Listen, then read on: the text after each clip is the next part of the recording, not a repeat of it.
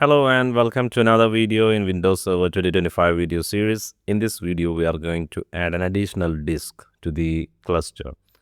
So in a long run, in a failover cluster with a shared storage, this can come as a requirement. We don't continue with always with the first initial implementation setup, right? You may need to do some changes like adding additional disk or adding new Hyper-V host to the failover cluster. So I'm going to demonstrate to you how to do that. So in this video, we will see how to add a additional cluster disk to the failover cluster.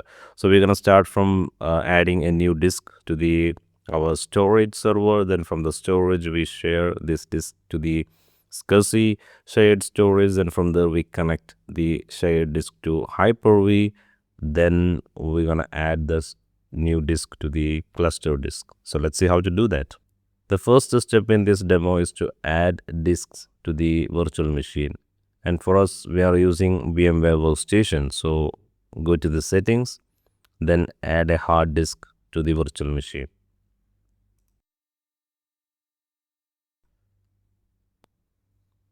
Now a new disk is ready. Let's log into the machine and bring it online. Once the server manager refreshed, you can go to the disks. Then you will find the new disk that we added as unknown. Just bring it online. Then create a volume with that new disk.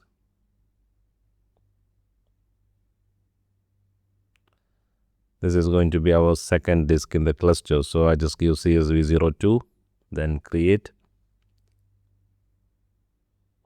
Now the new volume is ready. Let's go to the iSCSI, then share this disk.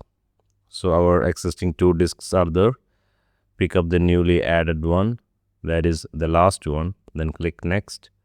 Then give a meaningful name for the virtual disk. Then the maximum is 49.9.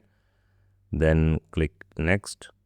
Then I use the existing iSCSI accesses because this was already prepared for the other two disks. So adding a new disk is quite easy because the initiator, the target, everything is ready. You just need to select the existing one. Now we shared the disk to the Hyper-V host. The next step is log into the Hyper-V server, one of the Hyper-V server. Then we're gonna connect this disk to the Hyper-V host. Once the server manager refreshed completely, you can go to the file and storage services, then go to the disks. There you will see the new disk that added here. So it is unknown here, just bring online. Then as I mentioned earlier, when you do this in a failover cluster, you are not supposed to format the disk in all the Hyper-V because you only need to do it one time.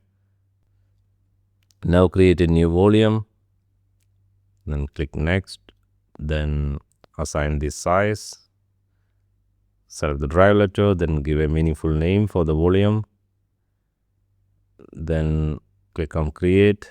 I'm gonna create the disk in this Hyper-V. Now it's recommended to run the validation again, but I'm gonna skip that because I explained how the validation works. Let's go to the disks, then add disk. So just refresh it, then you can click on add disk, then you can add the new disk available. Click OK. Now it is available as available storage. You have one more step, right click on it, then add to the cluster shared volume.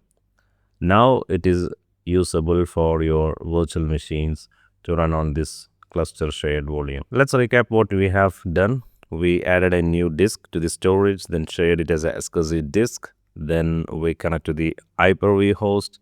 Then from there we able to add to the failover cluster. So from then you can shift your workload also to the new storage that you added. I hope you enjoyed this video. See you in the next one.